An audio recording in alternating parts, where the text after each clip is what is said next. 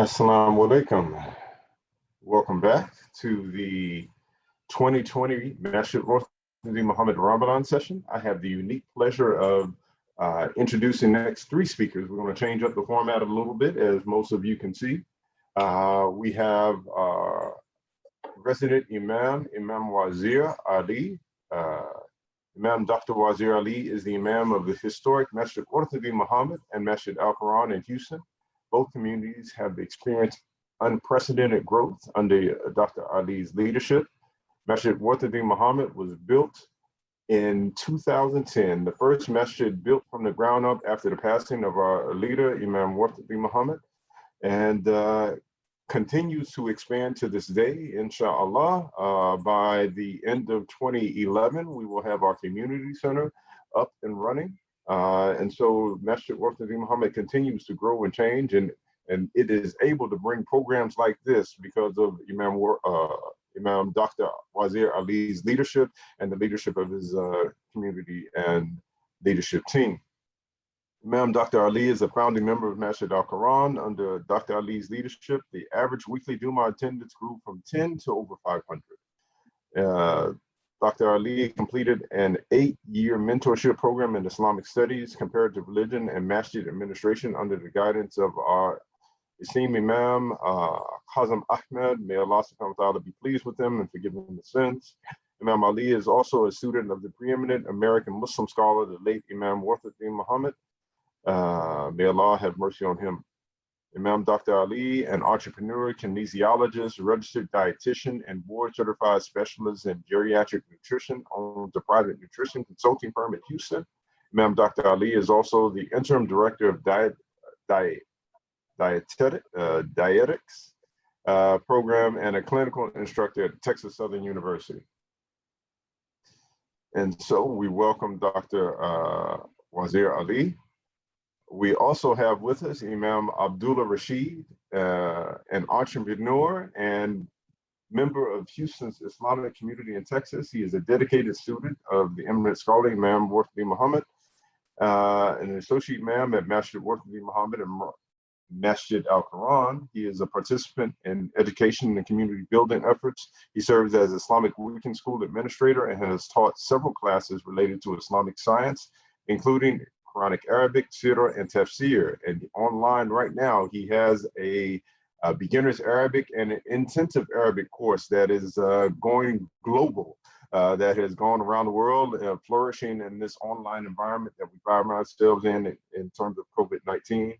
And one of his efforts at the masjid was to help us complete our community playground, which is now up and running and is waiting for us to be able to put in our final piece of swing set, inshallah, very soon. An entrepreneur, he is co-founding a crowdfunding platform, No Rich Uncle, to help businesses raise over 450. I think that's that helped businesses raise over $450,000 in 3 months. He also recently co-founded with his wife a baby product company named Umi Diapers, and release a high-quality, eco-friendly diaper. The diapers shipped over 25 cities within 6 months of its launch. He is also dedicated to community outreach and regularly assists national and local programs such as Camp Khalil, our beloved Muslim journal, Compt, Need to Feed, and others. His most valuable characteristics is his humility, courage, and his desire to help others. One of his favorite phrases is, if you strive with inadequate resources, Allah will bless you with adequate resources. Rashid holds a bachelor's degree in computer science and is an accomplished software architect and engineer. He's a family man with the greatest fulfillment coming from raising his young son. And finally, our final panelist is Imam Hanif M. Khalil, a graduate of Florida State University with high honors, with a Bachelor's of Science in Sports Management. In 23, he co-founded, along with his wife, Baina Khalil, Camp Khalil Incorporated. And Camp Khalil is the predominant Muslim youth leadership program, of which I used to serve on the board.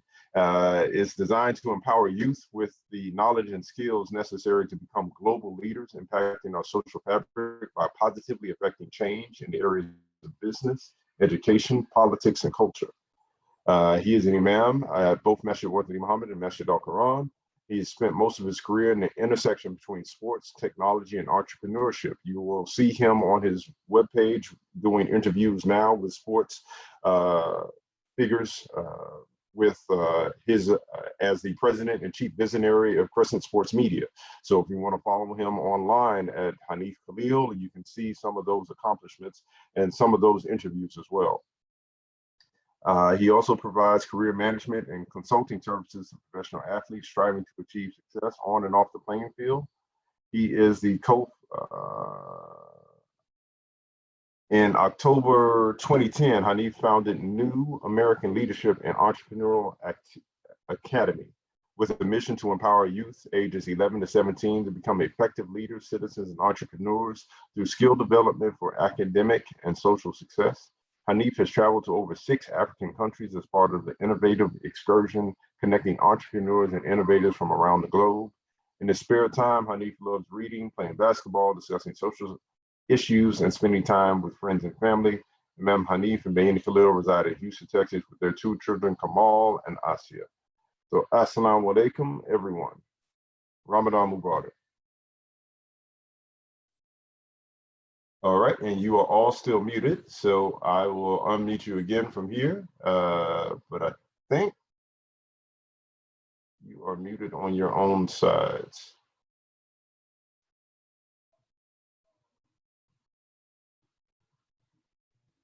Assalamu alaikum wa rahmatullahi wa barakatuhu and Ramadan Mubarak. Alhamdulillahi Rabbil Alameen wa salatu wa salamu ala Rasulih al-Kareem Muhammad sallallahu alayhi wa sallam wa ala alihi wa ashabihi ajma'in amma ba'da. Ashhadu an la ilaha illallah wahdahu la sharika lahu wa ashhadu anna Sayyidina Muhammadan abduhu wa rasuluh sallallahu alayhi wa sallam wa ala alihi wa ashabihi ajma'ina amma ba'da. That is, all praises due to Allah, the guardian evolver, cherisher, sustainer, nurturer of everything, of all the systems of knowledge. We witness that none deserves worship except Allah, and we witness that Muhammad sallallahu alayhi wa sallam is Allah's servant and his messenger, the one whom he raised up from among an illiterate people and ignorant people. He recited upon them the signs of Allah, purified them. He taught them the book and the wisdom, when before this they were far away from guidance. O Allah, send prayers and peace, the highest exaltation upon Muhammad, upon his family, his companions, who called to the way of their Lord with wisdom and excellent preaching, and may Allah be pleased with them all. Amma ba'da, and concerning what comes next, I advise you, as well as I advise myself, to first fear Allah and thereafter be obedient to him.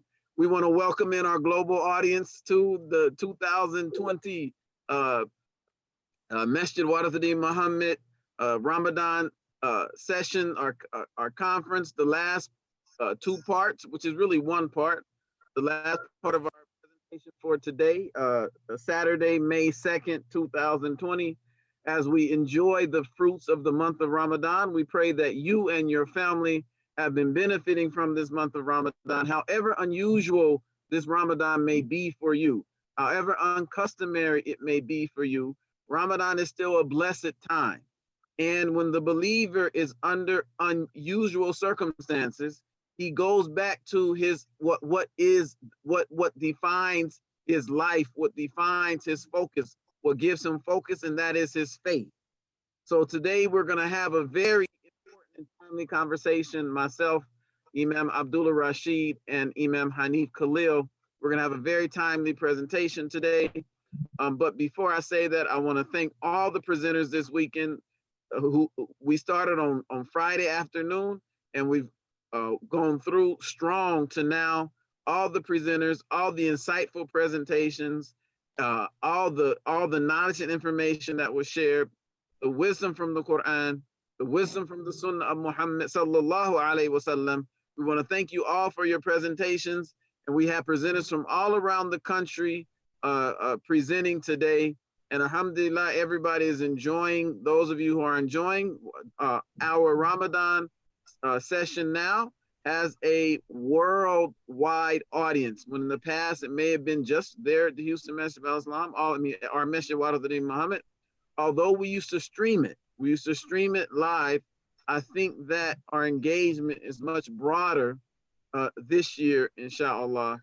And we pray that Allah will benefit everyone whose ears the information presented this weekend touch. Allah says in the Quran, Alam a'udhu billahi minash shaitanir rajim. Bismillahir Rahmanir Rahim.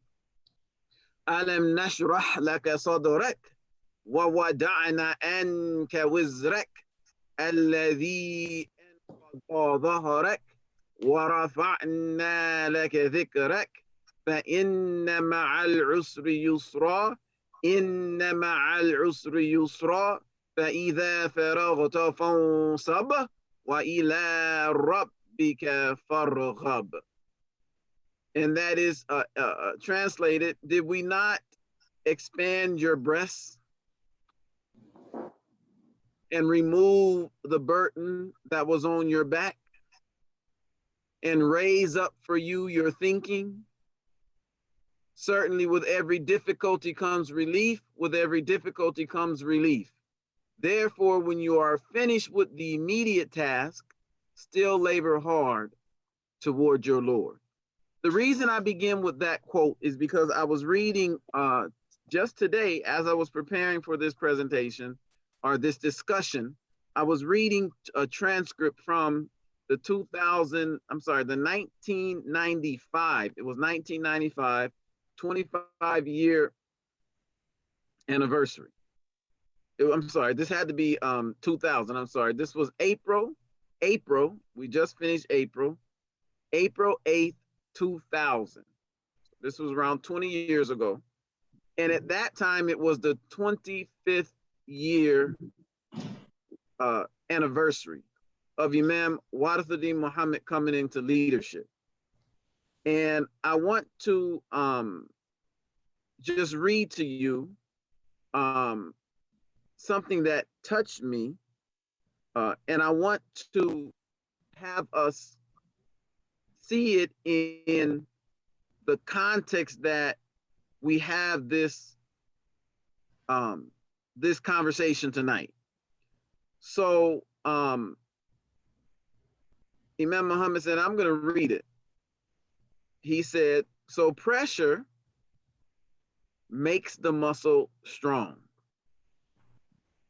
So the muscle got strong.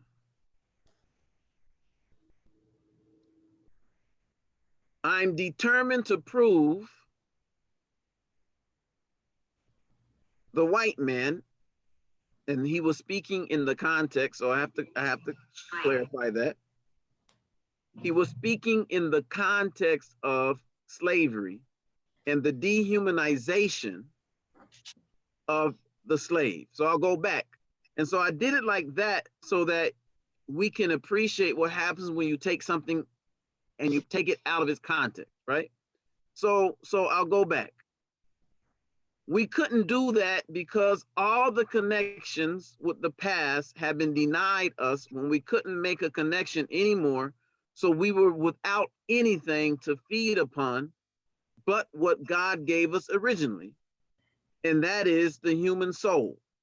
That is the human urge to grow in human excellence. That's all we had. And the slave rebelled. This is pressure, isn't it? Slavery was pressure. Denying us our humanity was pressure. All of this was pressure, all right? And ignorance is a void. Pressure and a void. Here we don't have knowledge, the void. We didn't have anything to fall upon as education, as past knowledge, as past history, nothing to fall upon. So that's a void, a big void. And here's all the pressure, the lies against our humanity, saying that they're illegitimate, that they're not legitimate human beings. We're illegitimate. We wanted to validate our worth, the urge in us to validate our worth. So pressure makes a muscle strong. So the muscle got strong. Oh, I am determined. I am determined to prove the white man. To him, I am equal to him. I am a human creation equal to his. So I'm determined to prove that he is a liar. He is lying against my humanity. I am determined to defend my humanity and prove him a liar. Now, I don't know about all of you. I don't think it's all of you, but a certain number of you have been straining with this for so long, until we are really giants in human excellence. I remember a fella that the tough boys used to pick on all the time. They used to whip him every time he came out of his house. That boy got so tough. After about 5 years, he started whipping all of them. And that's what happened to us. The world had been whipping us for so long, for all these centuries. They have made us so tough now, we could whip up on them, but we're super tough. So we won't. So we want to help them. So in conclusion, I have observed that pressure makes a thing stronger, especially a living organism. If it's a living organism, it becomes stronger. And I also studied and come to understand that a void is pressure. How is it pressure? It's empty. So gravity makes it want to suck in something. I want to suck in something because it's empty. So here is the empty head that wants to suck in something. You empty my head, I want to suck in something. Muhammad said the black man's head can suck in the universe. Say suck in the whole sky, he can suck in the stars, he can suck in the moon, he can suck the sun into his head. We all tried to do that, and it sure made the mental muscle strong. We tried to do it, and it made the mental muscle strong. So I'm going to stop there, because the emphasis of that was pressure and void. Pressure and void. There's a whole lot of pressures on us, and there's a whole lot of voids in our community life. So the first topic that I want to discuss, and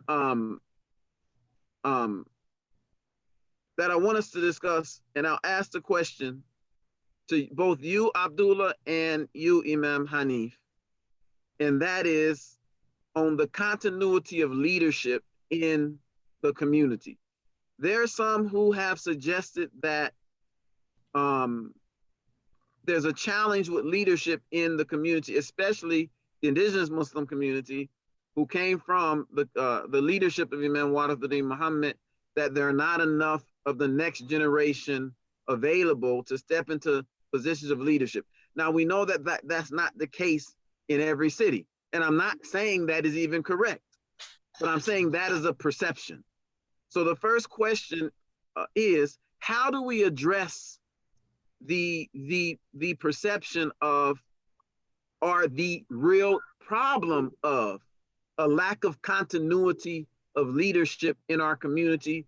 And if it is a reality that in many cities around the country, we have leadership that has been on the job for 30, 40 years, and yet they don't have enough support coming to continue the work that they've been doing. And for this one, we'll call on Imam Abdullah Rashid first. Assalamu alaikum wa rahmatullahi wa barakatuhu. Bismillahir Rahmanir Rahim. Wa salatu wa salamu ala ashrafil anbiya'i wal mursaleen Muhammad sallallahu alayhi wa sallam. Thank you, Imam Wazir Ali, and thank you, Imam Hanif, for joining me. And thank you, community, Master Warithuddin Muhammad, and all of those that are listening for having me on this panel. That's an excellent question, Imam. I think I'd like to answer in two parts. The first part directly addressing the issue or the perception of the issue or reality of a continuity in leadership when it comes to the role of Imam. And then secondly, I'll just make comments on leadership in general. So firstly, when it comes to your statement about imams or leaders who've been on the job for 30, 40 years, I haven't haven't been around to every city, so I'm not sure of the total reality. But I do know that some cities are much stronger, are much more equipped than others. And I can speak on maybe there's something that that I witnessed and that I've been a part of here in Houston. When I was in my 20s, I turned from 19, I turned 20. I had at that time I was making the transition. I would say back into being conscious and being very serious. And Imam Wazir, he spotted and noticed that, and he pulled me into the fold, I would say, of the work, and he assigned me responsibility, and he helped train me. And that training went on intensely for 3 years, and it's still going on. That training and mentorship is still going on. And that was, well, it wasn't me alone. It was maybe 10, 11, 12 other brothers. And then from that group grew a 2.0, a 3.0, and those included sisters, those different successive cohorts. So I'm saying that to say that yes, yes, we do have deficits in the community. We do. There are some cities who had, maybe they had a system, or they have the available people. So they train individuals to help come into leadership, and whether or not they've taken the position as resident imam, or as the for the lack of a better term, the head leader, they are supporting that imam who's on the job, and there's a leadership body that has been formed. But then there are communities where for whatever reason they have not been able to pull in other people into the leadership and continue the mission on in that place. But what was unique for me was that when I was ready and I turned to the community, there was a system in place, and I was plugged in. I sort of made a turn in my direction. You know, Allah says, and we will turn you to a qibla. I turned in my direction, and then I was sort of pulled into the fold. And then there was responsibility, there was expectations, and then I had reinforcements of other strong leaders who were around to challenge me, to take on to challenge and demonstrate what it looked like to take on the responsibility. So yes, I do feel, and I do consciously, as I look around our community, think that there is a deficit. But one of the things that we've been able to do here, starting with Imam Qasim Ahmed, was create a system where we can reproduce leaders, and imams in particular. But the second part of my answer, and I don't want to be too long-winded, is what I'm finding even here in Houston, but Imam Wazir has done an excellent job here, and the others here that are working. What I find around the country is that we have leaders, young people who are professionals, and they are leaders in their field. I mean, we have Muslims who are VPs of engineering firms. We have Muslims who are doctors, who are lawyers, who in their particular firm, or their particular organization, they are looked at as a critical member, a critical mind, that the success of the organization or the company, that success depends on that person. So they're a critical person who's become proficient and mature. And what I find is that we are very imam-centric in our community. And I don't find enough appreciation for, as Allah says in the Quran, or as Jacob told his sons to go through different doors, and as Imam Muhammad, rahimahullah, has commented on, us building a world-class community we would need leaders of different areas that can contribute and make contributions in their particular field of expertise. So one, retraining imams, but then two, bringing in men and women who are proficient in their particular area of expertise, bringing them in, welcoming them in, making them feel valuable, and putting them to work, and allowing them the room and space to make their contribution to the community. So we look at the imam position as a high office. It is a very important role and very important office, as our Prophet sallallahu alaihi wasallam, he modeled that role. But he also had men and women around him, proficient in war, proficient in business, proficient in the medical, in medicine, who he allowed to, as Imam Muhammad said, he would just come up on a thing. He didn't micromanage. He would come up on a thing and he would see it, something being built, something was excellent, and he would make comments and say, well, what a wonderful work this is. So he allowed for and utilized the proficiencies in the community. So that's another thing. Training the imams, having a system to reproduce imams, and then also having a system and a broad enough capacity and a broad enough leadership perspective to allow those who are proficient to come in and welcome them in to help the community, inshallah. Inshallah. Thank you, Imam Abdullah. Imam Hanif, do you want to add anything? First and foremost, Assalamu alaikum wa Ramadan Mubarak to everyone, and my fellow panelists, Assalamu alaikum and Ramadan Mubarak to you. I feel honored and privileged to be on this particular panel, and I'm humbled actually to be on this panel. If I can add anything to what Imam Abdullah Rashid just articulated, would be just a couple of quick things. One, I think first and foremost, I would like to extend on what he talked about as far as Imam centric.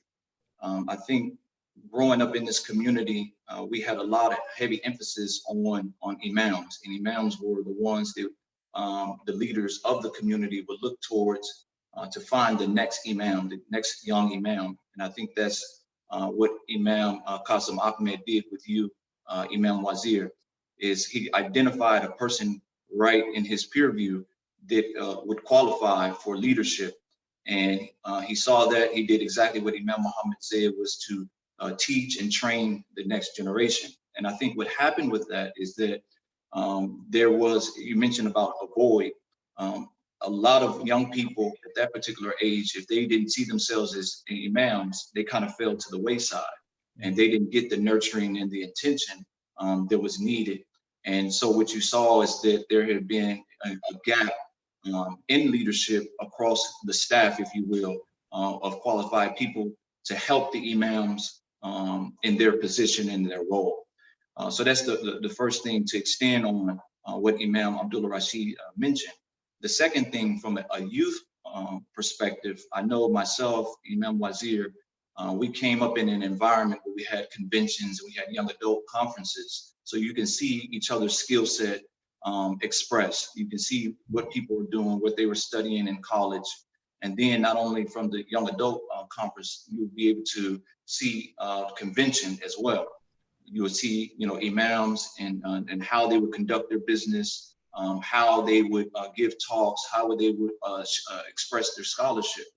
And so there was, I'm mentioning that to say this, the work that we have done as a community with Camp Khalil, we're developing a younger generation, but what's happening is that that young generation doesn't have anything to feed into. So we don't have the conventions like we regularly had before. We don't have the young adult conferences anymore.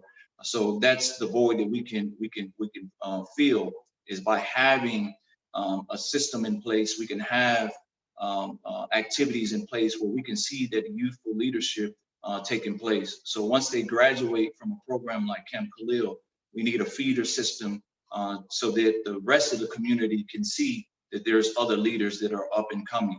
Because there's a lot of young people that are doing some wonderful things, and inshallah we'll be able to hear from them tomorrow.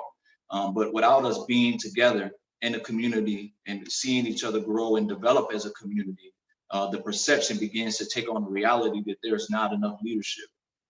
So I'll stop there, but I think those are two things that that I would like to contribute to the conversation at this point.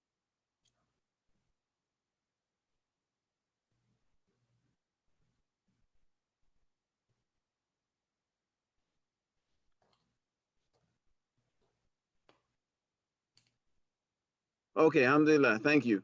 So this has to be real talk. If it's not real, if we only have a conversation that's centered around pleasantries, then we do ourselves a disservice, right? So one of the main things that we have to be able to do is have a mature look at an issue, assess it, identify its strength, identify opportunities for improvement, and then act upon those to the best that we can.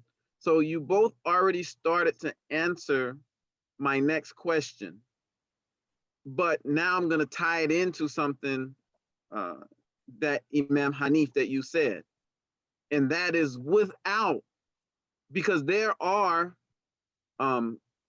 conferences going on, and my intention tonight is not to criticize anything that's going on, but we acknowledge there's conferences going on. There are conventions going on. There are a couple conventions going on every year, and there have been efforts to restart conferences, but there's been no continuity and there's been no consistency. Is there anything that you think can be done in terms of engaging that next generation? Because my next question was on getting all generations involved. Because if we look at it, I'm a generation, Imam Abdullah Rashid, you're a generation, but there's a generation, there's 2 generations under you. If we define generation by 15 years or so, so you just turned 30, so that 18, 17, 16, that's a different generation, right? And then there's a younger generation than that, so there's a baby generation, right? So we have now for 12 years, we've had nothing consistently that was consistently supported. I'll put it like that. You've had conferences and there have been consistent conferences. There's been conferences every year, but for one reason or another, the support for those conferences did not mirror the support that it did during the lifetime of Imam Warithuddin Muhammad. So in that way, we have 2 generations now that don't have the connection. Is there anything that we can start to do to build those connections? And we'll go to you, Imam Hanif. Yeah, so I think what Imam Abdullah Rashid described, and I know a little bit of the history between the relationship with you and him and how he became more conscious of his responsibility in the community, is that you met him where he was. So I think that's where we need to start. We have to meet our young people where they are. Because if we try to pull them into what is already going on, I don't think it's attractive enough, because if it was, they would be here. So we have to meet them where they are and offer something to them that's attractive, that meets their interests, their needs, and their wants. And we have to begin to present the religion in a way that gives its full universal picture, so that, like Imam Abdullah Rashid mentioned, that there's doors that have already been opened to where they can just go into. So what that's going to take is going to take systems, it's going to take strategy, it's going to take us making sacrifices, it's going to take us coming together to develop and codify the work that has been done, look at our mistakes, look at our best practices, and begin to reevaluate what we're doing. So we need more systems in place to identify young leaders in their talents, their skill set, and how they can make a contribution. The soul, everybody has in their soul a want to make a contribution, to want to be in cooperation with those amongst us in the community.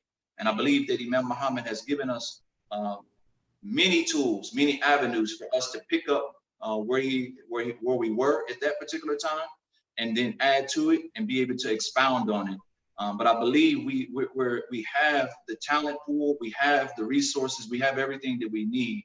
It's just a matter of us coming together to strategize and reevaluate where we are and be able to open up opportunities where everybody feels like that they have a sense of contribution that they can give and they can offer. Imam Abdullah? Yes, sir.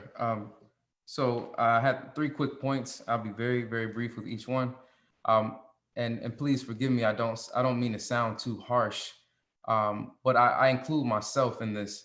I think from an overall perspective, from the leaders, those that are in the leaders, those that are in charge with leadership in our community, both men and women, we are failing at strategy when it comes to in prioritizing the youth and the next generation.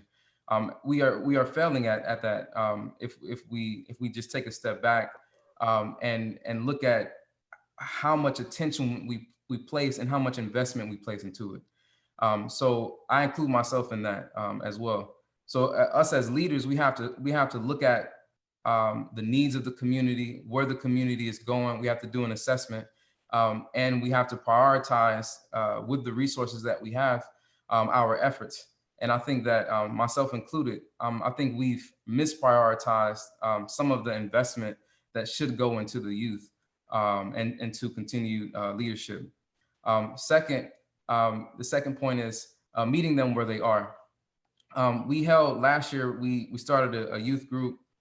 We held a barbecue, and it was a whole bunch of youth came out, young Muslims who grew up in the Houston community. I hadn't seen a lot of them in a long time, but they were happy. They were, some of them different levels of Islamic connection. Okay, different levels of manifested morality, right? But they were there greeting each other, and some bonds started to reform. There's a lot of criticism about the event, and a lot of criticism about some of the people, etc. But what I found is that meeting them where they are is very important, and being patient, because most of them are still very much in the social space, right? So we break it into the four birds, government, education, business, and culture. Most of the young people are still very much existing in the cultural dynamic. A culture rules a lot of their life. So myself, I'm not necessarily a specialist of culture. So if I'm going to strategize and I'm going to be a leader, I would need to try to orchestrate with those who are more culturally adept to help organize events that can be targeted to the youth. So meeting them where they are and being patient is very important, like Imam Hanif mentioned. Third point is technology. I was watching a show. It's called American Gods, and we don't associate any partners with God, but this is the name of the show. And in the show, they were showing the outdated quote unquote gods versus the new gods. And in the show, the outdated gods, they were still using cassette tape and CD player and 8-track, etc. And the new quote unquote gods were technologically savvy. So what it was showing was a dynamic that's happening in the world is those people that are online, that are on YouTube. If you look at some of our Muslim brothers and sisters with millions of followers, those people that are using the technology, they are reaching youth, good and bad. So we're going to have to learn very quickly how to use technology to spread our message and connect with the youth. So there are some young people that are doing that effectively. African American and non-African American, but that's a very, very critical. As this COVID-19 has shifted, and technology is a huge piece of spreading the message now and connecting with people. Alhamdulillah. So thank you, Imam Abdullah. Very, very profound comments, both you and Imam Hanif. Now I have to challenge you both.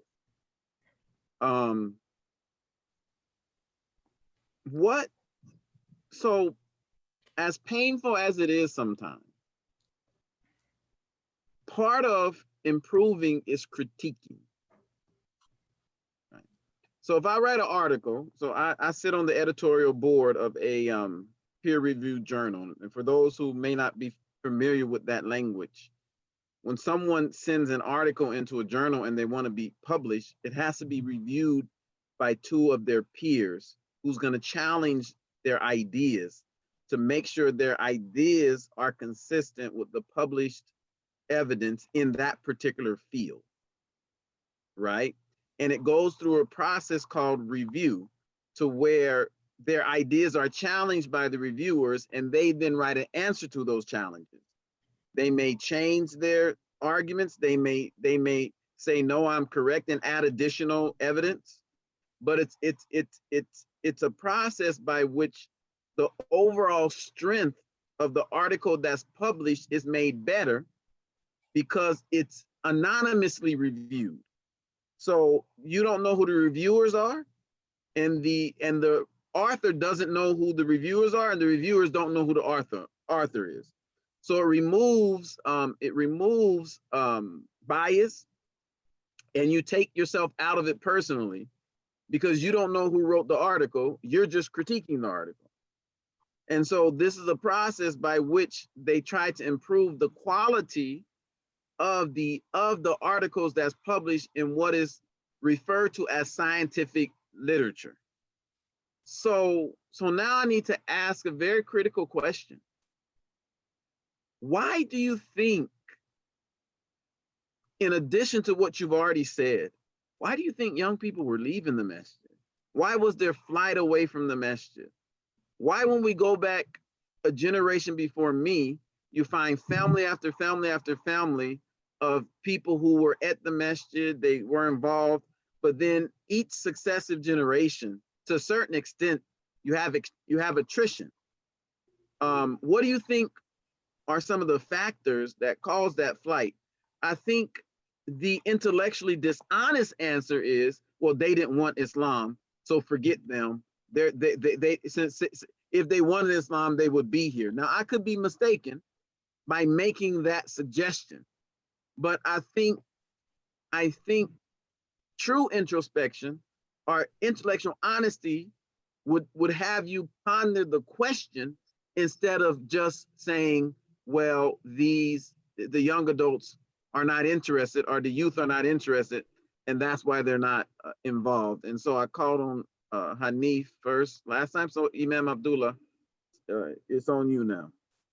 Yes. So thank you, Imam.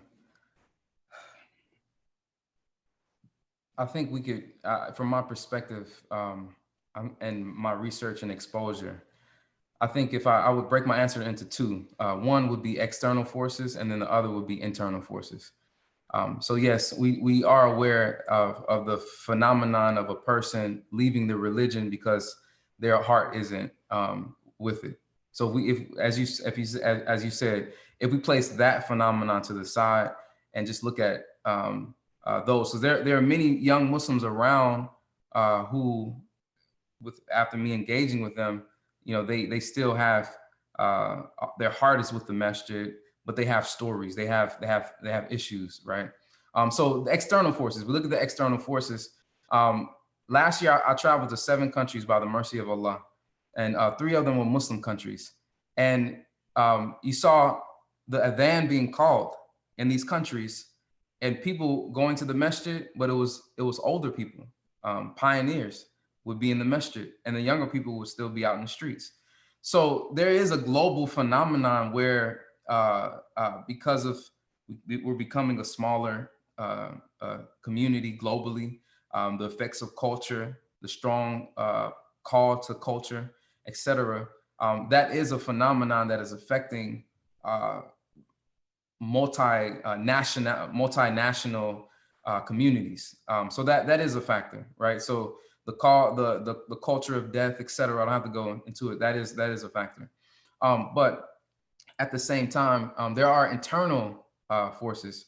I myself, I don't like to play the. I see this maybe as a maybe a not the weaker position, but I don't want to seem like the victim. But I myself have run into and experienced in my coming back into or trying to reapproach the masjid, people that make comments, people that are harsh, etc. That aren't very well accepting, and they don't see that that the young person is in a process, right, of trying to find themselves and reacclimate.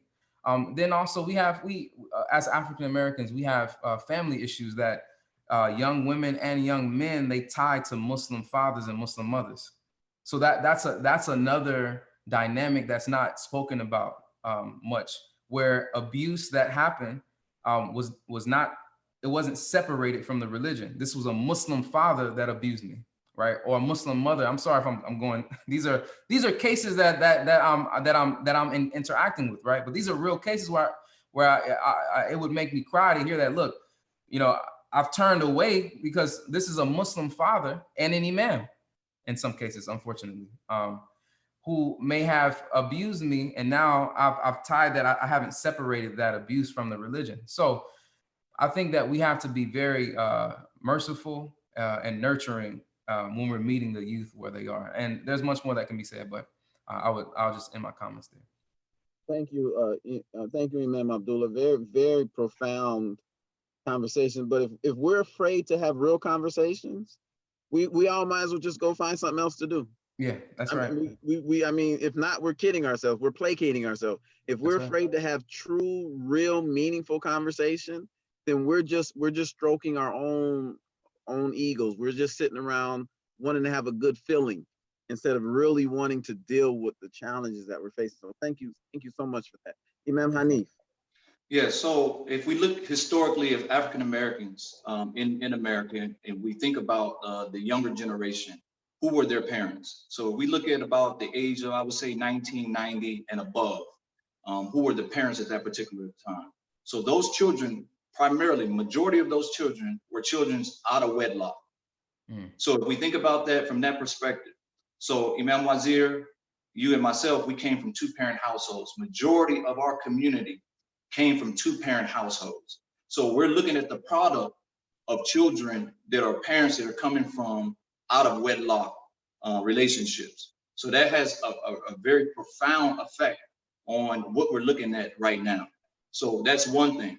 Number two, like Imam Abdullah Rashid mentioned, so internal forces, external forces. So externally, the culture really got a grip on that particular generation.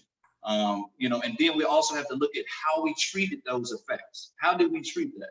So when a young Muslim sister came to the masjid and she was pregnant, how sensitive were we to her plight? When a brother came to the masjid and said, you know what, Imam or brother so-and-so, I slipped up, I've been having premarital sex, how did we treat them? Did we treat them with the mercy that Prophet Muhammad sallallahu alaihi wasallam had? So if we look at the external forces, what it caused, and then the internal reality of how we treated those situations, how do we deal with that dynamic? So you're looking at a generation of people that were told, not in no uncertain terms, but they were basically said, you don't belong at this place of worship because of what you did. So we became a little arrogant. We became a little holier than thou. We had this attitude that Muslims don't do that. So you're not a Muslim, so you're not particularly welcome here. So the effect of that is you saw a generation that basically didn't have a place. So Allah is forgiving. Allah says He's Al-Ghafurur Rahim, that He is the most merciful, and He is all forgiving, most merciful.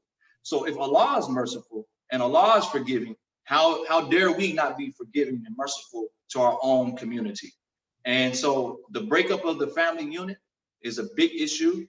The cultural dynamics is a big issue. But if we're going to be honest with ourselves, how did we deal with that particular trend? When our young sisters were having children out of wedlock, when our young brothers had baby mamas and things of this nature, how did we treat those particular issues?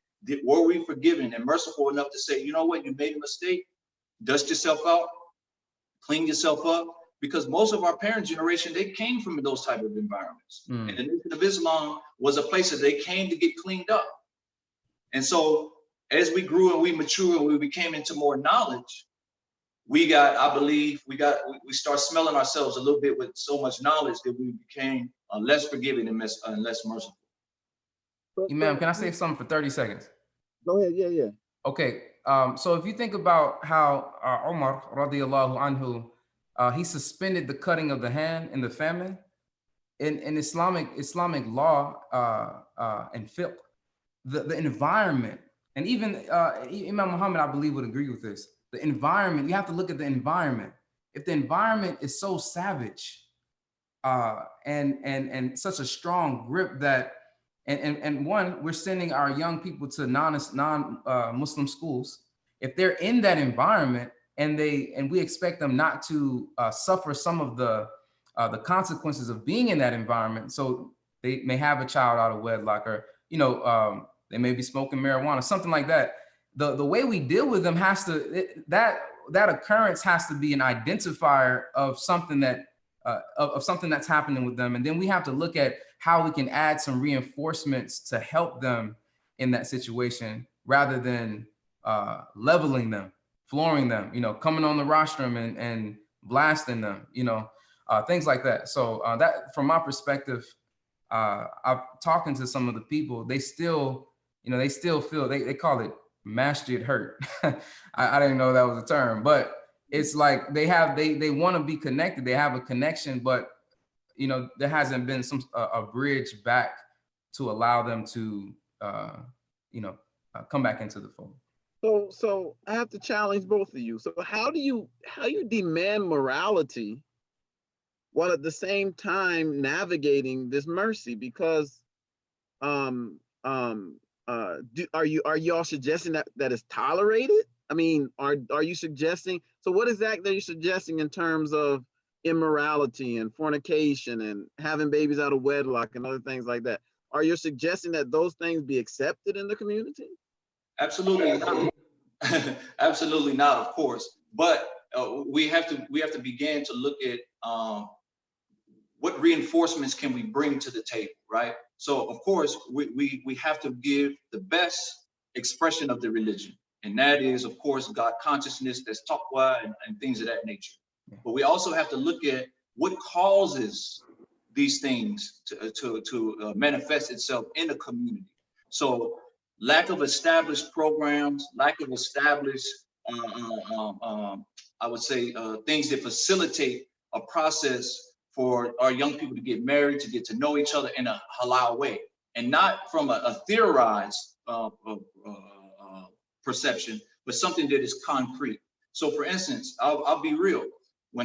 Before I got married, there was no pathway to navigate the waters of how to get married, from an Islamic perspective. So of course, you're listening to music, you're looking at TV, you're looking at all of these different ways of how to get married, how to do all of those things, right? So of course, morality is at the forefront of our religion, but at the same time, the reality has to come into focus as well. Is that, yes, we understand that the culture has been corrupted, but how are we putting programs and how are we facilitating situations that is going to combat these particular ills that we are facing? And then if so happened that we have our Islamic schools, that we have these programs, and somebody still slips up, how do we reinforce the best practices of the religion, and which includes mercy and forgiveness, but we're showing enough examples of how to go about doing these particular things, how to get married properly, how to go to school, and navigate that process of getting the education, going into business. And we have to have systems in place. And when we go to our jobs and we go to our profession and we establish businesses, we have systems in place that handle when things go wrong. So without a system in place to manage when things go wrong, and when things, and even Allah has a system. When we go astray, He has a system of getting us back on the Sirat al-Mustaqim. So the logic is there. We just need the application. Yeah, I agree with Imam Hanif. Just a quick story. So when I was maybe about 12, maybe about 12, from 12 to about 18, this prime age of where the urges are kicking in, and you would be looking for a mate subconsciously, maybe not even consciously, understanding what's happening, but you have these urges developing that should lead you to marriage. I had not seen or had close interaction with a Muslim woman at all for between that time, right? And this is not to criticize my parents or the community. This is just to say that during that time, this would have been the time that I may have been had some classes, had some had someone guiding me and walking me through this time to help me understand what is happening, letting me know, hey, there are Muslim sisters who are your age, encouraging us, showing us how to go about potentially courting and getting married. And I'm sharing this to say that, you know, it's the lack of the systems that the leaders have to look at and say, okay, are our people just consciously sinning? You know, are they do we have the systems in place? And we have a school, we have wholesome systems, we have family life, and they're just transgressing the bounds consciously? Or is it that we don't have the systems in place? So some of the repercussions of that is that our children are going to make mistakes. They may not, they'll have unguided actions because of the lack of some of the systems. And so they bear the burden of that, but we also bear the burden of it, right? So we should look at ourselves. If Allah says that we, the men, the leadership body, they are responsible for the community, right? You know, they are responsible for the community. Then if there are challenges, when Allah says, "Qu anfusakum wa ahlikum nar," save yourselves and your family from the fire, then that's saying, okay, well, we need to be looking at strategizing and how we can create systems to save them from the fire, right? So no, we are not saying that this is okay and this would be behavior that we would promote. But instead of, we find out those things, we hide the shame of the young and we try to help them. We don't spread the shame of the young and embarrass them and then turn them away. So both of your statements lead us into another important, very important conversation. We have to keep it real. There is an epidemic of young Muslim women, in particular, African American educated women, from their mid-30s all the way through their mid-40s, even actually from the mid-20s, who need to get married. I have 4 daughters. One of them's in marriage age. I'm half joking, but I've thought to go online and just start interviewing suitors, just to go on Facebook one day and say, listen, if you're looking to get married, I'm looking for a suitor, a proper suitor for my daughter. So come on, call me up. Let's get started. But there's this epidemic, while at the same time, you have a number of Muslim men who are marrying non-Muslim women. And this creates a challenge. How do we address that while at the same time respecting the individual's rights to pursue what's lawful for them in religion?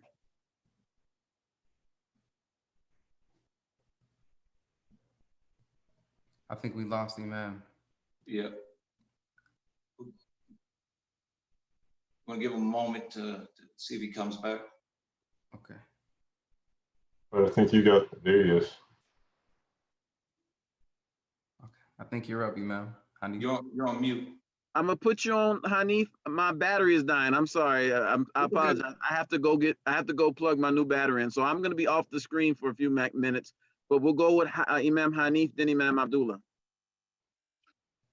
Well, okay. So the reality of the situation is, in dealing with this epidemic of women in our community between that age group of 30 and 40 not being married, that's a very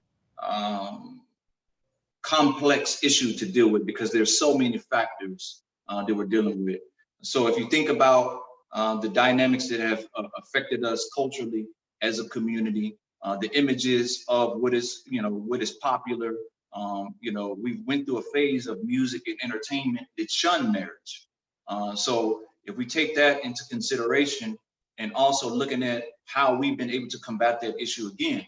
We don't have an institution set up that facilitates a unique way that's unique to our circumstances and our way of life of how to get married, how to facilitate relationships between male and female. I know for myself, Imam Wazir, there's several other of our peers that got married based on having that institution of the young adult conference. A lot of us met our spouses in that type of environment. So with a lack of that type of institution, a lack of that type of facilitation where individuals can get to know people of the opposite sex and see them working, see their talents being manifested. It also puts us in a situation where we start to look at the people that are most closest to us, and not having a way to really facilitate a process of how to deal with male and female relationships. For example, if you take an educated woman who may be a lawyer, right? And in those spaces, there may not be Muslims. And she comes back to the masjid and she doesn't see eligible mates at the masjid, then naturally a woman is going to gravitate to someone that is in her own peer group. So a successful woman is going to look for a successful man in those particular type of spaces, in absence of having an environment where they can see another person that is on their level of interest. So that's one aspect of it. The other aspect of it is without us having an institution that shows a way to get married. Number one, showing us what is the priority when it comes to getting married. The priority of us getting married is not necessarily wealth, beauty, all those different things. What facilitates a marriage, according to Prophet Muhammad sallallahu alaihi wasallam, first and foremost is taqwa, God consciousness and piety. So with the messaging that's in our cultural environment, that's not praise. That's not something that someone is automatically looking for. They're looking for attractiveness, and then they're looking at those things that facilitate, quote unquote, a happy marriage, wealth, status, and all those different things. So we have to set up institutions that facilitate the best practices of our way of life, that facilitates those ways in a natural way where we can communicate and get to know someone's character and get to know each other in a natural way. The last thing I want to mention is this. If we're very, very honest, and when you talk to people who approach marriage, Prophet Muhammad sallallahu alaihi wasallam said, marriage is my sunnah, and it's my sunnah to get married, right? So if you're in an environment where most of the men are not looking to get married, and a sister puts pressure on a brother, and I don't mean this in a negative way, I mean this is just, just her presence as a Muslim woman sometimes putting pressure on a man to step up to that level of responsibility. So if you have 2 or 3 sisters out of 10 that are pious, they're righteous and everything else, but you have 7 other people, whether it's Muslim or non-Muslim, that are offering opportunities to have sex out of wedlock, that's going to allow you to date them and all those different things, naturally a person is going to choose the 7 instead of the 3. So we need to be able to facilitate processes where we see the numbers outgrow best practices of how to choose a mate versus being in environments where majority of it is going to be choices that are substandard according to our way of life. Alhamdulillah, Imam Hanif, I agree with you. So I'm going to speak on just 2 points. The first point being that you're right, Imam Wazir, there is an epidemic amongst women, but there also is an epidemic amongst the young men. And I think that this constitutes the problem. Like a lot of times we look at the women and we say, there's a lot of unmarried women. There's a lot of unmarried women. But if I look around and sometimes I look at from the rostrum and look at the floor, there may be 10, 15 young eligible in age, maybe not maturity or consciousness, able male bodies. So I think this is another area that we as leaders have to reprioritize, and that's the development of men. Of course, the development of women as well, but it seems that because of the external dynamic, the external dynamic is this. Like I mentioned, I've been to 7 countries. Every country I went to, the overarching ruleship or a leadership that had an oppressive class, they were killing the men in the oppressive class. Every place I've been to, and it was more apparent in some places than others. So we all know about what's happening, prison, the pipeline, different things that are happening externally outside of our community that's killing the men, effeminization, all the things they're putting in the cartoons, etc. So I believe what we're seeing is the external forces squeezing out, suffocating manhood. And the byproduct of that is, or the result of that is, young men between 20 and 30 that would have normally been voracious about getting married. They are at home playing video game, sort of just nonchalant, and sort of without a purpose, and other things. They may be in prison, etc. But I believe that as leaders, we need to reprioritize, one, reconnecting with the young men. Because I tell you this, when I made that shift and Imam Wazir pulled me into the leadership and the work, I had Brother Ahmed, Brother Elijah, Imam Khalis, Imam Wazir, other men who had families.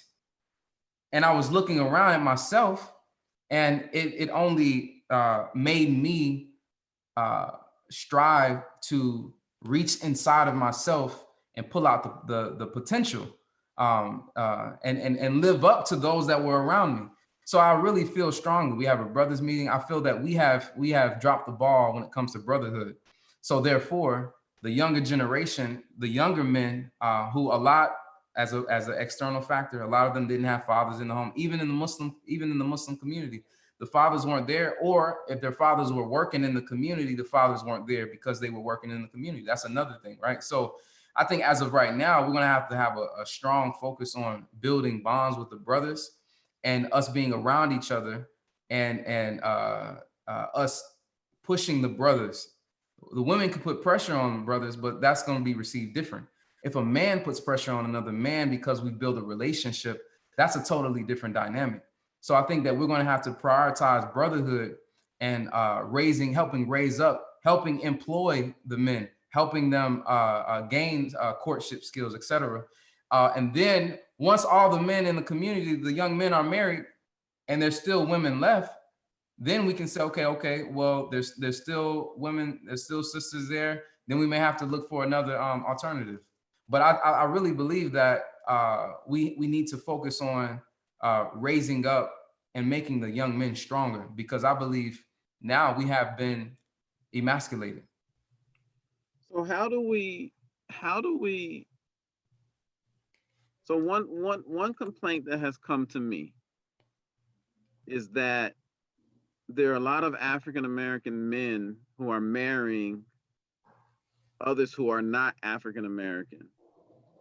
And some women feel betrayed by this because they feel like you always have to remember, because of our shared experience and our shared history, that we always have to remember to make sure we take care of our women, and that was part of the ethos of the community historically.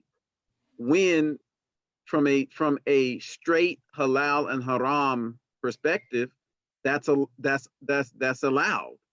How do we even begin to deal with the sense of hurt that some women feel when they feel that their brothers who should be looking out for their best interests are looking outside of the community to find marriage, and they feel they should be looking inside the community. Now listen, I know that how you answer that question can hurt some people's feelings. So, but I trust that, we have to have these conversations, because these are real conversations. If we don't have them, then we're not truly addressing this perception that some women legitimately have in the community. So I'm not going to even pick one of you. Whoever wants to go first on that one, You can jump on it. Beauty before age. Either one of you want to? Either one of you have any thoughts on that? Beautiful.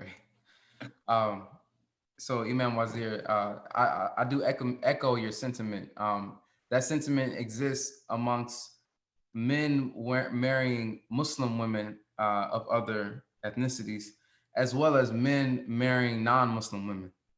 That's another, if we just group them in together. It's a tough one because the women are hurt. I mean, I have you know, sister-in-laws, and I have a sister, I have women cousin, and so I hear these sentiments, and I'm sure you hear as well from, you have sisters, you have daughters, etc.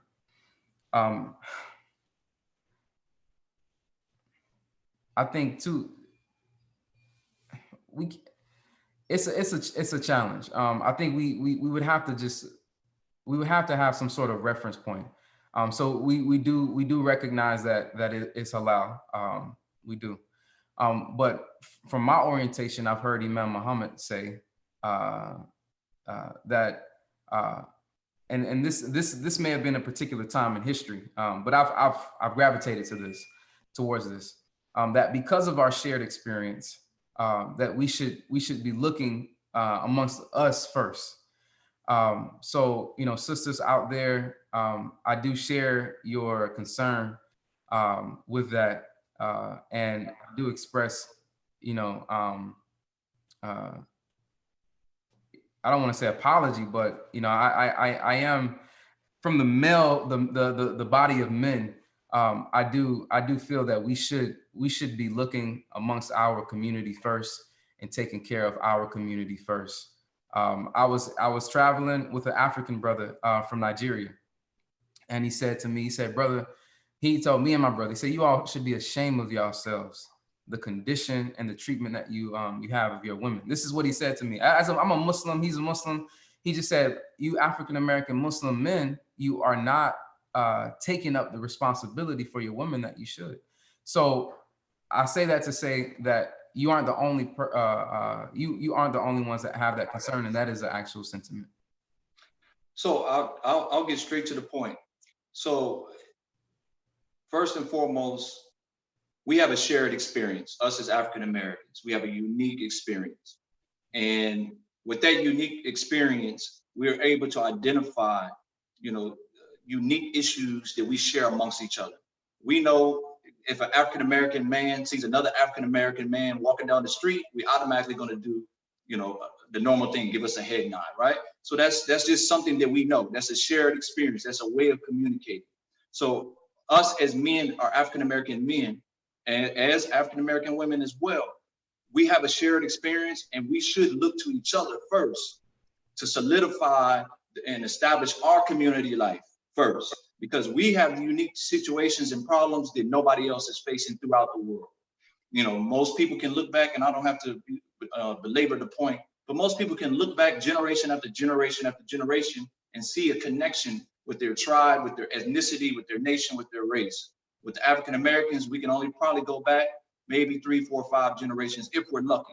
So in order to preserve our life and our lifestyle, which is unique, and Allah appreciates the uniqueness, otherwise he wouldn't have given us this unique set of circumstances. So with that being said, I'm just going to read this. Somebody sent this to me.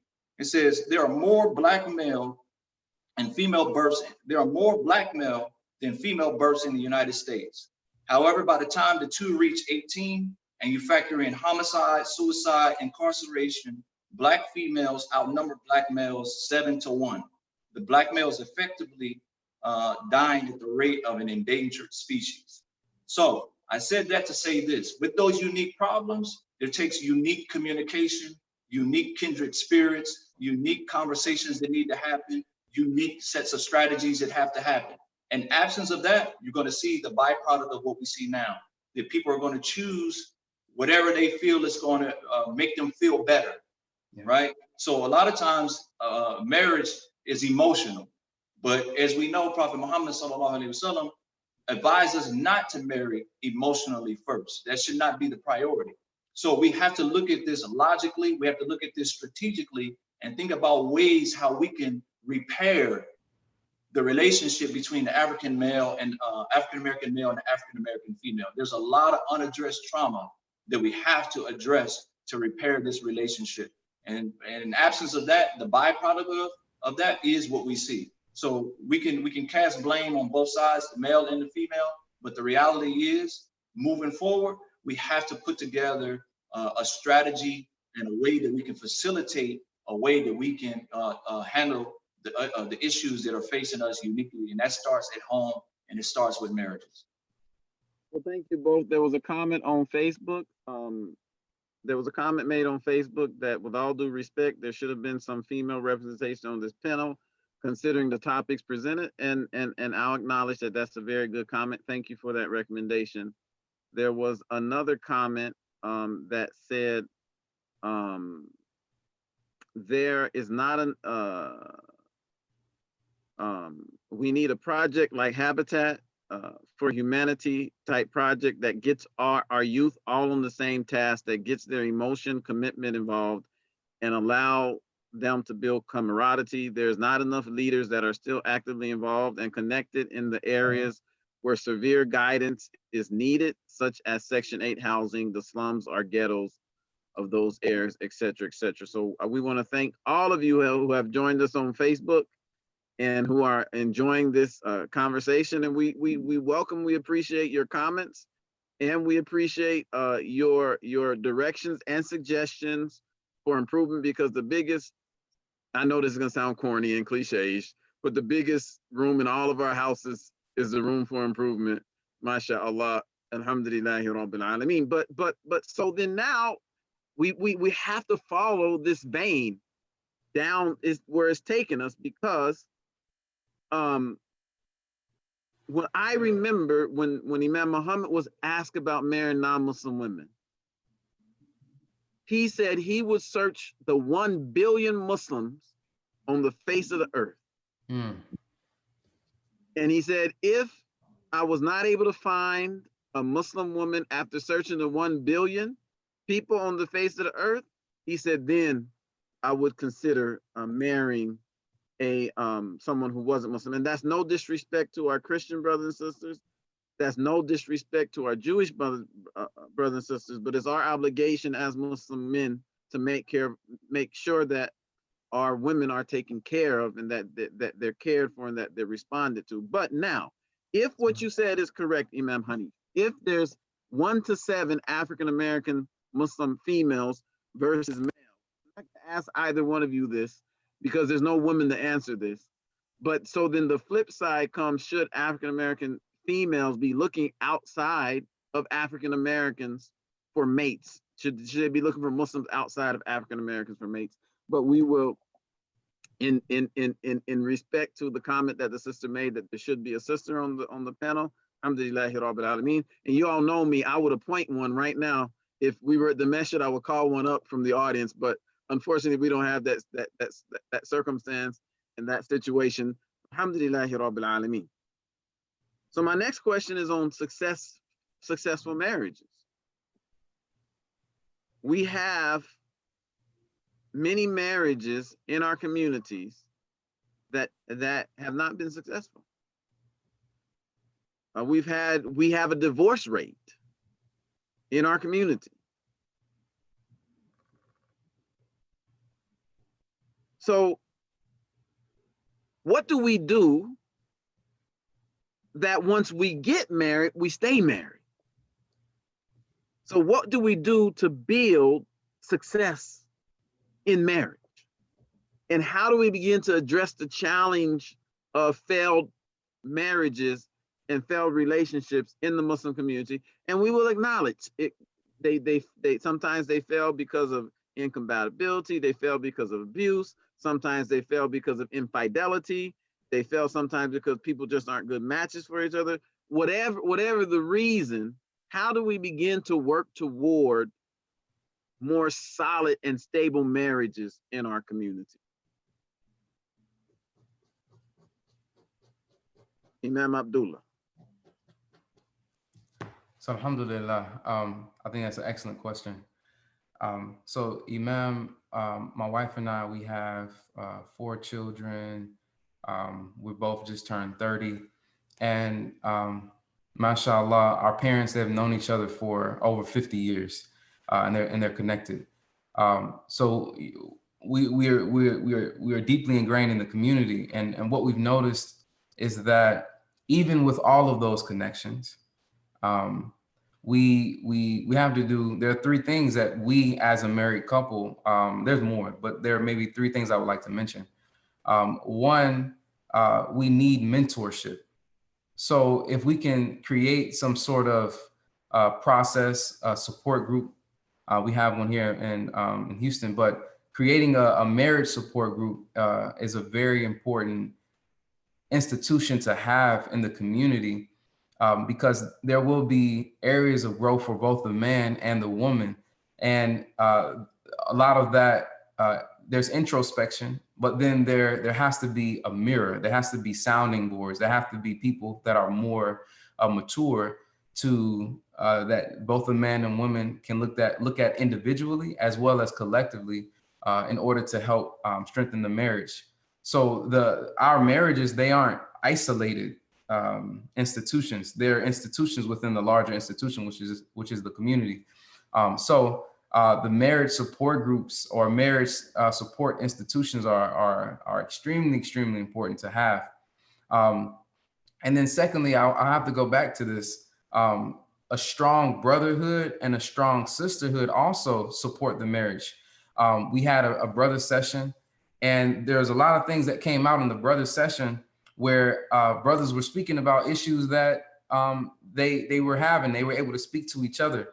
So that communal support for both brothers and sisters to have support outside of their own marriage, that's also important. So community level marriage institution support, then the brotherhood and sisterhood are very important for the supporting of a marriage, in my perspective. And then third, we really need to invest into some sort of counseling as well, and encourage counseling.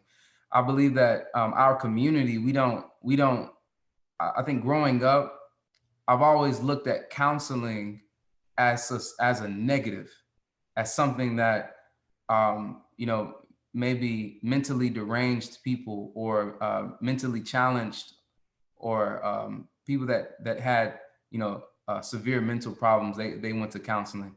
But as I aged and grew and matured, I found that counseling for individual as well as marriage counseling to invest in the marriage as well as resolve issues is a very, very important factor of supporting marriage. So I think those who are in leadership, the professionals, we need to promote all those 3 things that I mentioned: the marriage support groups, events, and things like that, where married couples can come together, brotherhood and sisterhood, and as well promote counseling, going to counseling.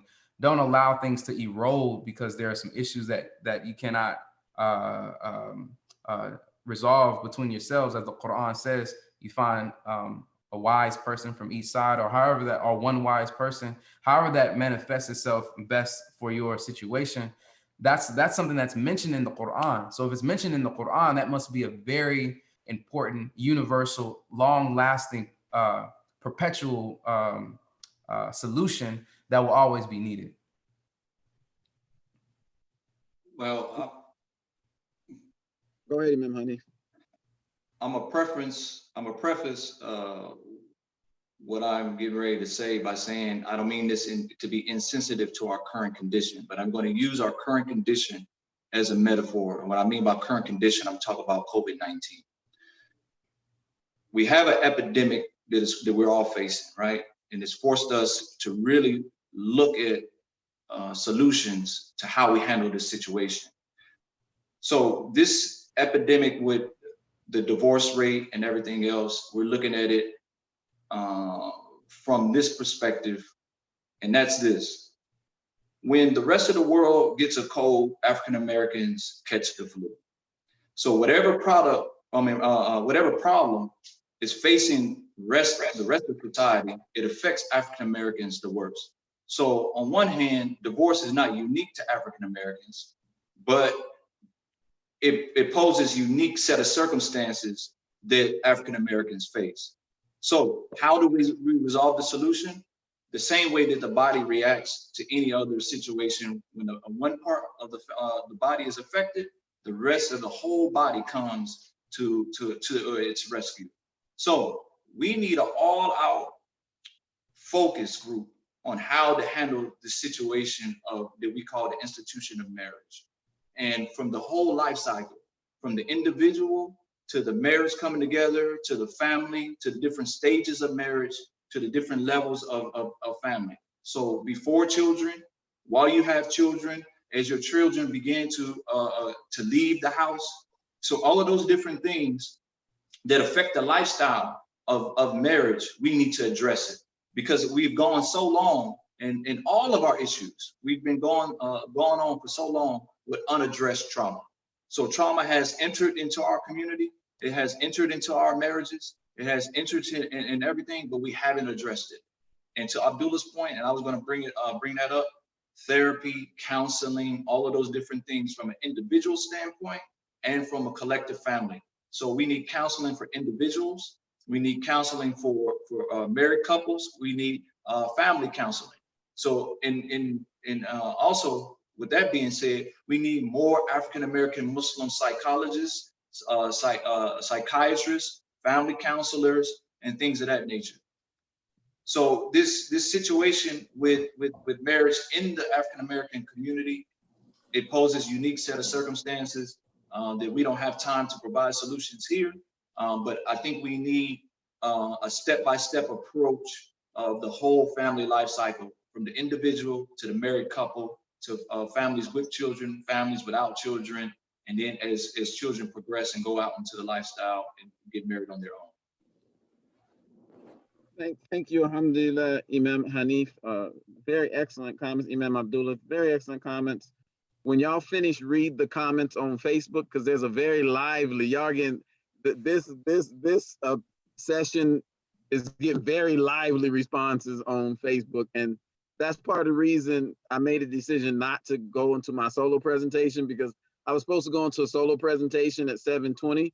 But if you see people are benefiting from something, you should allow that to continue for the sake of the audience. Now, my next question.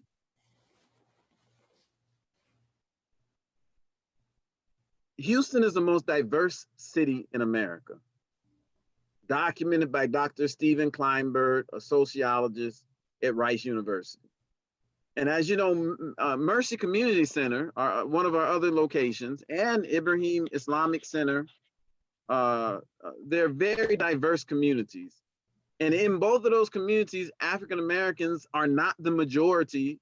I'm not sure about Ibrahim Islamic Center. I believe that's the case with Ibrahim Islamic Center.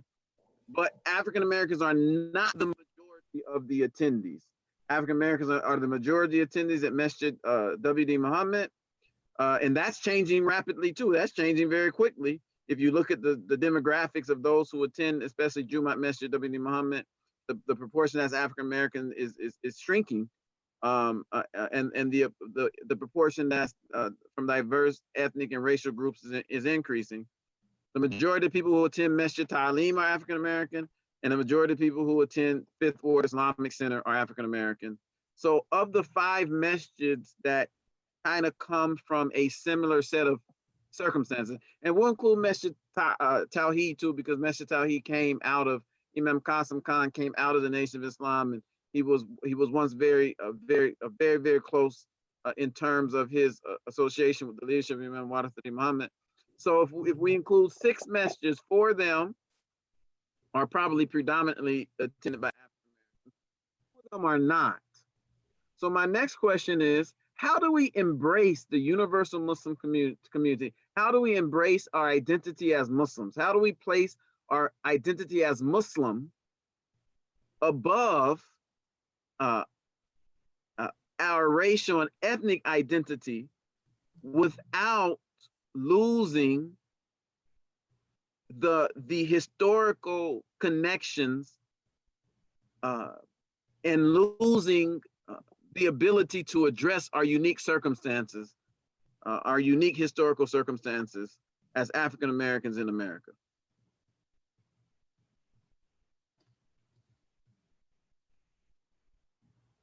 So either one of us go first? Yeah, yes, either one. Well, I would say this first and foremost, as African American Muslims, first and foremost, we have to appreciate our unique set of circumstances, our unique contribution to the United States of America and to the world. Without that first, it doesn't matter how we go out and interact with people outside of our community.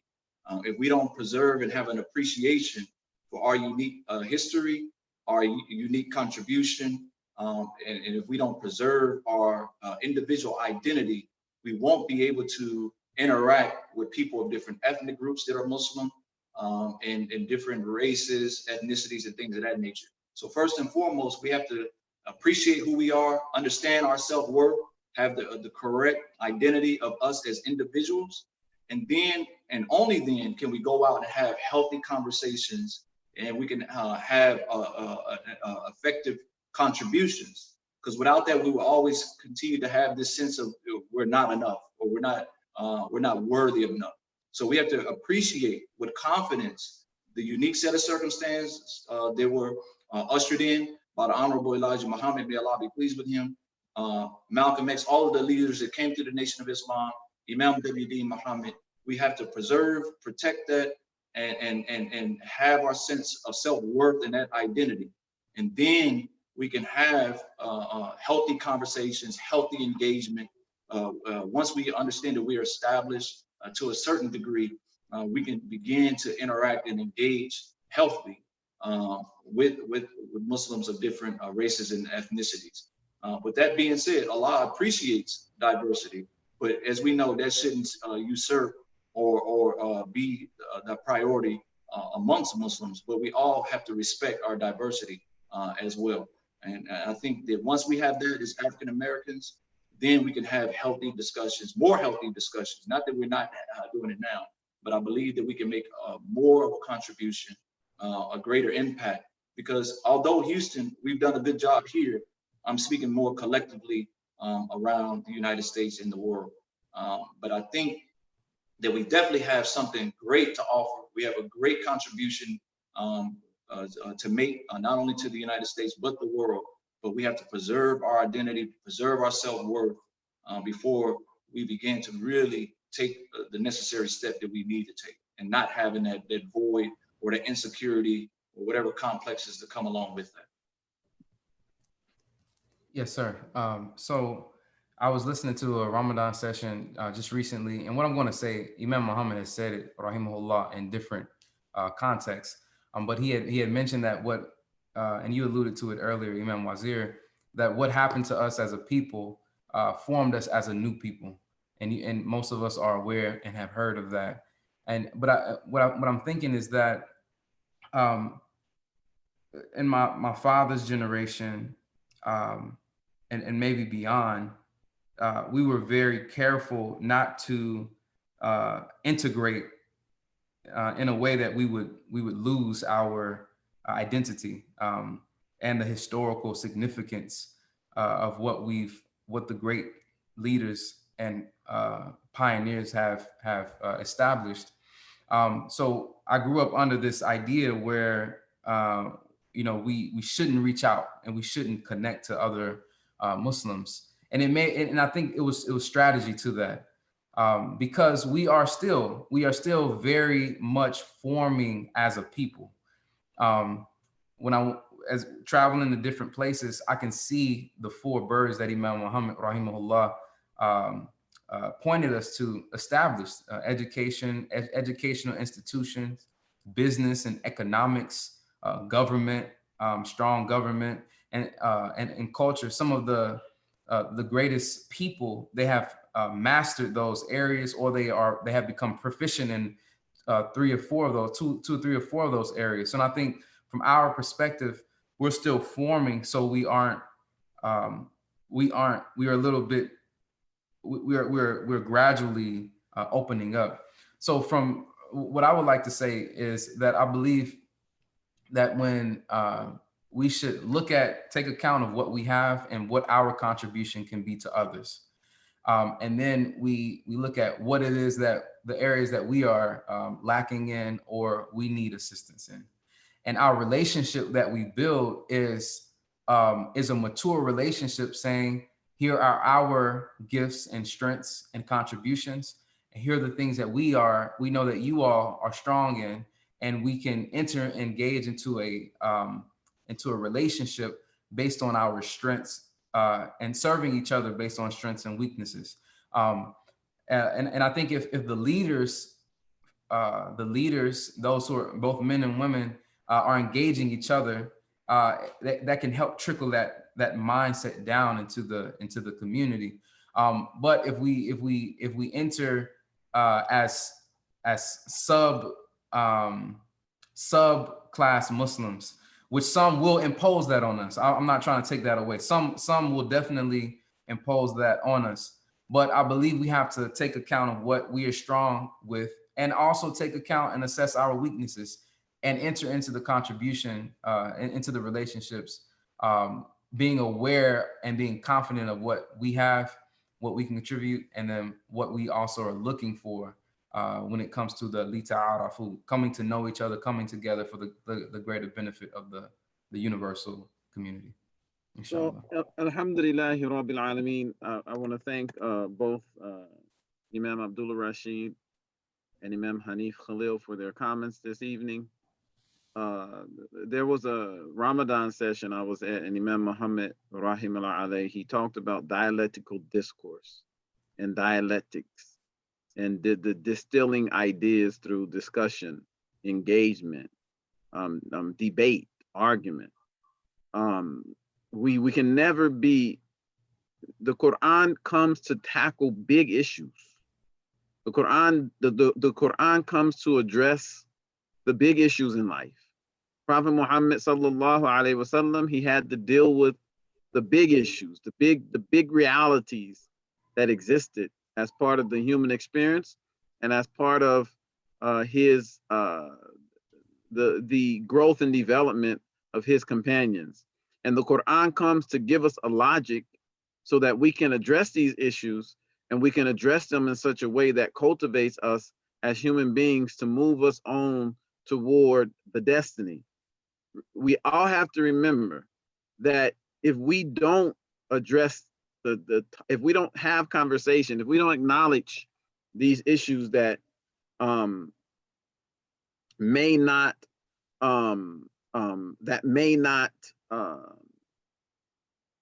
be pleasant conversation, or that may not be easy conversations, then you never tackle the issues, and you leave your community and you leave the believers without proper engagement, so that those who may need assistance and those may need help, they can get that assistance and they can get that help.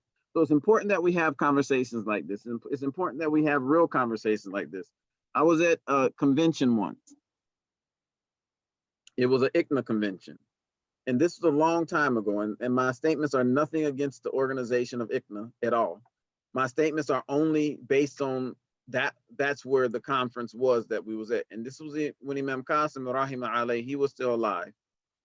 And he was given a presentation on domestic abuse.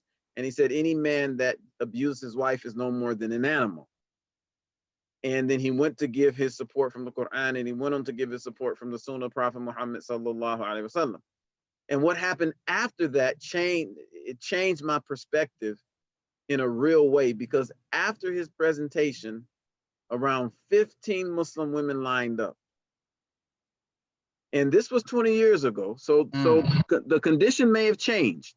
This was 20 years ago, so the condition may have changed, but I'm not sure, but a line of Muslim women lined up, and they were coming up, and they were talking about the abuse in the community. They were talking about how their husbands will hit them because they know they wear scarves and they know they're covered up, where their husbands would hit them in places where they knew they wouldn't be able to see signs of the abuse. because the way that they would dress and how the women would go into the back. And when they were alone, they would talk about how this abuse. And we know domestic violence isn't an issue in just the Muslim community. We know domestic violence is an issue in the human family. And we all know that instances of domestic violence increased during COVID-19. But if as Muslims, if we act that like these problems don't exist in our communities, then we are doing a disservice to ourselves. We're doing a disservice to our families. We're doing a disservice to the abused. And please don't take what I'm saying the wrong way, but we're also doing a disservice to the abuser, because the Prophet Muhammad sallallahu alaihi wasallam said, when you see your brother in the wrong, hold him back, right? Because he says, support your brother if he's in the right or if he's in the wrong. And see, before the Prophet brought the Quran and before he brought his logic on how to live life, that saying existed among the Arabs. So it really goes if he's the oppressed or if he's the oppressor when you read the Arabic. Okay? Because it comes from zalam, that's where the word comes from, zalam. So help your brother if he's the oppressed or if he's the oppressor. And before the Prophet came, the Arabs understood that to be, if your brother's being oppressed, stop him from being oppressed. And if your brother's the oppressor, help him be the oppressor. So when the Prophet sallallahu alaihi wasallam made this same statement, it confused the companions, because they knew that before Islam, help your brother when he was in a wrong meant help him do wrong. So they said, Ya Rasulullah, we understand how to help him if he's doing right. But how do we, help him if he's the oppressed? But how do we help him if he's the oppressor? And the Prophet sallallahu alaihi wasallam said, hold him back. Prevent him from being the oppressor. So when we don't address these issues, we are doing a disservice to the ones that are abused most importantly, but we're also doing a disservice to those who are the abusers, who need help, who need to understand why they're the way they are, who may need some psychological help, some psychological counseling, or just may need to be separated in such a way that they cannot perpetuate the abuse that they're perpetuating. So listen, alhamdulillah, it was wonderful having you both on. Thank you. I know it was short notice, mashallah, but you always have to be ready. You always have to be ready at all times. As we were trained by the late, great Imam Qasim Ahmed, who trained us, that we keep 10 khutbahs in our pocket, and that we're ready to serve the need whenever we serve the need. And there is a need for us to continue to address these problems moving forward. So inshallah, thank you all for attending. It's a few minutes. I think we're 10, 15 minutes, maybe 18 minutes from iftar. So mashallah, we're going to conclude with the evening. I'm going to ask the director extraordinaire, Imam Ahmed Shaheed, who wears 20 different hats, mashallah, and who's a workaholic. I've never met someone. I've met many workers, but what I'll say is, whenever you see Ahmed, he's busy doing something. He's busy working on something. You never see Ahmed sitting around chilling, ever. You know, if he's at the masjid and not running some video someplace or coordinate something, he has his children. So he is a worker. So alhamdulillahi rabbil alameen. May Allah forgive us. May Allah guide us. May he make us whole. May he forgive us. May he bless us with the best of Ramadan. May he accept our intentions. May he accept our fasting. And we will see you tomorrow as we wrap up. And we have a whole day tomorrow, full of presentations all day. So it's only going to get better because the presenters are dynamic tomorrow. So I'm going to turn the program over to the producer, Imam Ahmed Shaheed. Are you there, Ahmed? If you're there, I'm turning the program over to you. Assalamu alaikum. Wa alaikum assalam wa rahmatullahi wa barakatuhu. Ramadan Mubarak. Assalamu alaikum, everyone. Ramadan Mubarak. So we have concluded day two of our Ramadan conference. And again, if you would like to be able to watch any of the, you came in the middle, you want to catch up, just please come back. You can find it on our Facebook page at Masjid WDM, or you can go to our YouTube channel, which is youtube.com/c/Masjid WDM, for you to watch all of the past Ramadan conferences and the past sessions. And we try to break them up very similar to the way, if you're looking at our screen, the way our screen is broken up right now, to a part 1, part 2, part 3, and done our best to try to keep that consistent. So please go out there and check that out. And tomorrow's lineup is going to be very dynamic. Well, we start at 10:30. Today we started at 11:30, but tomorrow we'll start at 10:30 a.m. So take your nap, do your reading, and be ready to watch with us at 10:30 a.m. Starting with Imam Omar Ali Muhammad and Imam Basil Abdullah of Masjid Talim, the first masjid built by indigenous Muslims in the city of Houston from the ground up. Then we'll have a recitation from our weekend school class, specifically my class. My wife is 7 and under, so don't miss that. And then followed by Imam Omar Shakir. And then part 2, we'll take a break for Zuhr, have part 2 with the Sisters Halakha, and which will be a panel of sisters in our youth summit. And please, from the comments and everything else, please continue that comments. We'll continue to try to have interaction with our panelists, and we please forgive us for not answering any of your questions. We'll try to follow up with a couple of them offline, but alhamdulillah, we will try to be more interactive and have asked most of our imams to save time for questions, but you want to get them in as early as possible.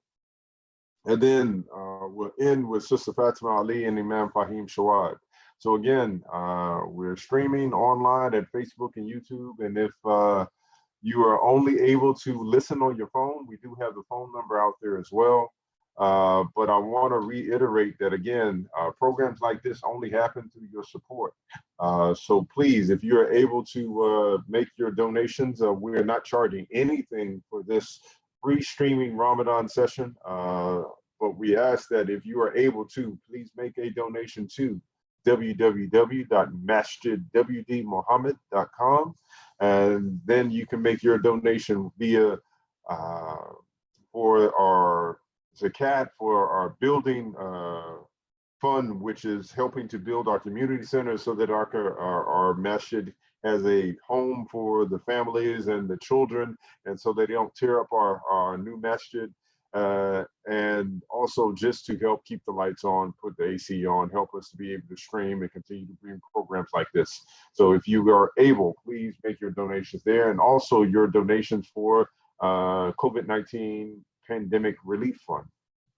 We've had a relief fund now for a couple of years, mostly due to hurricanes, but now that relief fund has shifted to help serve the needs of COVID-19 population. So we've done curbside iftars, we're doing food distribution drives, and giving out financial contributions for those who have been severely affected, but that is only due to donations that come in to us.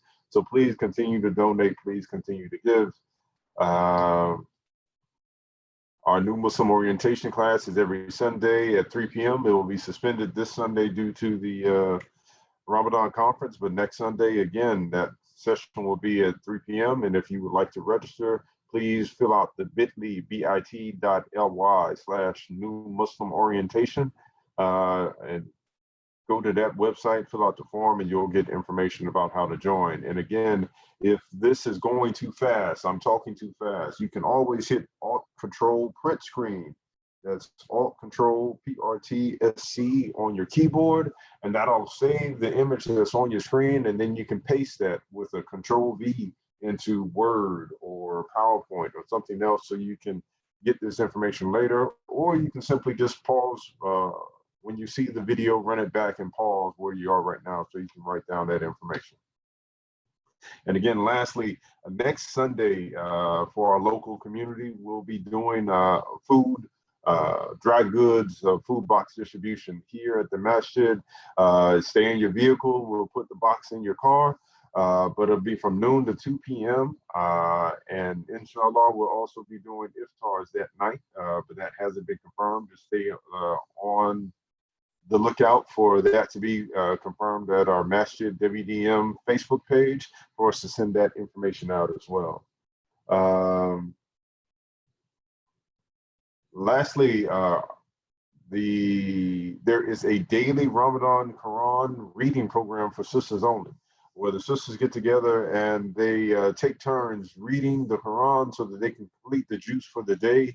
If you would like to register, the registration information is on the screen. Please, again, you can Alt-Control print screen, or you can, once this video is done, go back to it, pause right here, and you'll be able to capture this information as well, or you can pause on your screen. But this has been a dynamic program my wife has listened to every once in a while, and I don't listen to it because it's for sisters only, but it's out there for your benefit.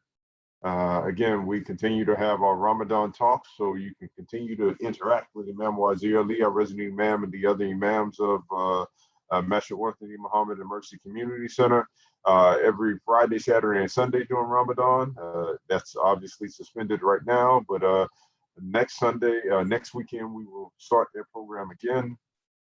And we continue to have our virtual khutbahs 1:30 every Jumah, every Friday, again on Facebook and YouTube. And we also have our weekend school, which is also going online, and our public address, which will be Sunday at 1:30. So please look out for that as well. So we have a public address or a talim every Sunday at 1:30 that is also streamed through these locations as well. So stay tuned. We look forward to seeing you next week. Tomorrow at 10:30. And we will, inshallah, see you then. Assalamu alaikum wa rahmatullahi wa barakatuhu. Ramadan Mubarak.